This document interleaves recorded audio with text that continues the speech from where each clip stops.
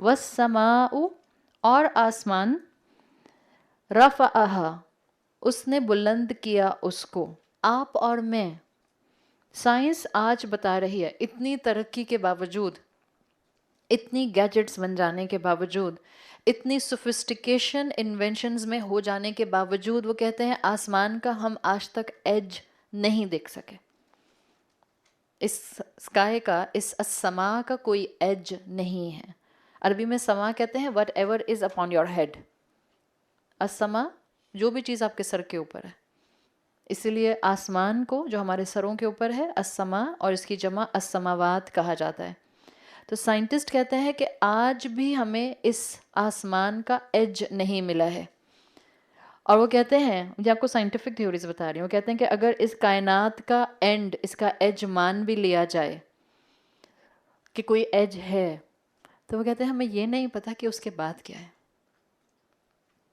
Hubble telescope, black hole, सारा cosmic balance, सारी gravitational forces, सारी आपकी जो मैग्नेटिक फोर्सेस हैं, और जितने डिजिट्स और जितने डेसिमल्स के साथ आपको उसकी सारी जो हैं वो डिग्रीज और वैल्यूज़ मिलती हैं, this is all about first heaven.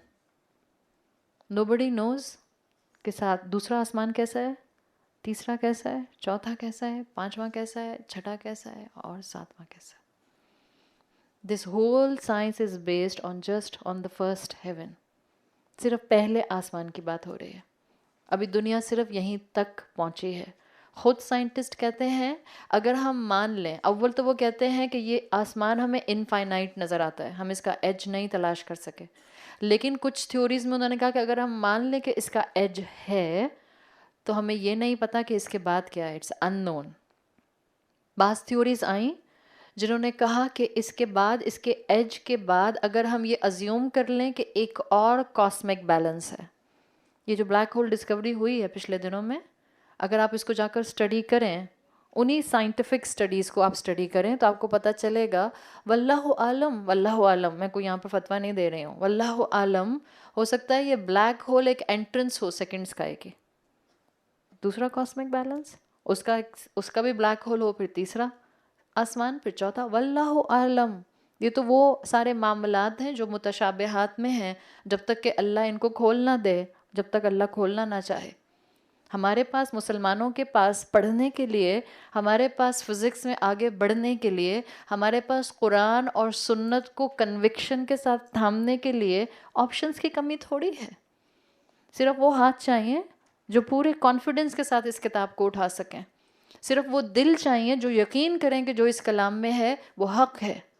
सिर्फ वो मुसलमान चाहिए जो सिर्फ फ़र्ज़ फ़र्ज़ फ़र्ज़ फ़र्ज़ क्या है बस ये बता दें, और बाकी से हमारी जान छुड़ा दें। वो सिर्फ इस फ़िक्र में ना हो, बल्कि वो एहसान के लेवल पर आगे बढ़ने की हर वक्त दौड़ में लगे रहें। कहाँ से आएंगे वो मुसलमान? कोई प्लानट है? कहाँ से आएंगे? मलेशिया से, इंडोनेशिया से, सऊदी अरब से, इजिप्ट से, सीरिया से, ईरान से, कहाँ से आएंगे? आज हम मुसलमानों को सिर्फ थोड़ा सा इस दीन पर एतमाद चाहिए, रब की मोहब्बत के साथ। रमज़ान के दरवाजे खुलते हैं तो अल्लाह की मोहब्बत तो वैसे ही बरसना शुरू हो जाती है। अब सिर्फ आपकी और मेरी विल पावर है जिससे हम अपने ईमान को और अपने यकीन को और अपने बिलीफ को बढ़ाएंगे, और हम इस दीन के ऊपर कभी अपोलोजेटिक ज़िंदगी भर नहीं होंगे। आज के बाद कभी भी एम्बैरसिंग मुस्लिम ना बनो।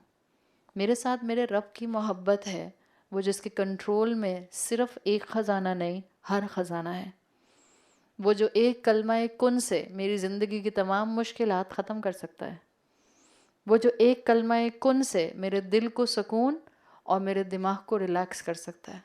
क्यों ना थामें उसको हम, क्यों ना बैठें उसके सामने, क्यों ना उससे कलाम करें, क्यों ना उसके साथ वक्त लगाएं, क्यों ना उसके कलाम को अपनी ज़िंदगी का हिस्सा बनाएं।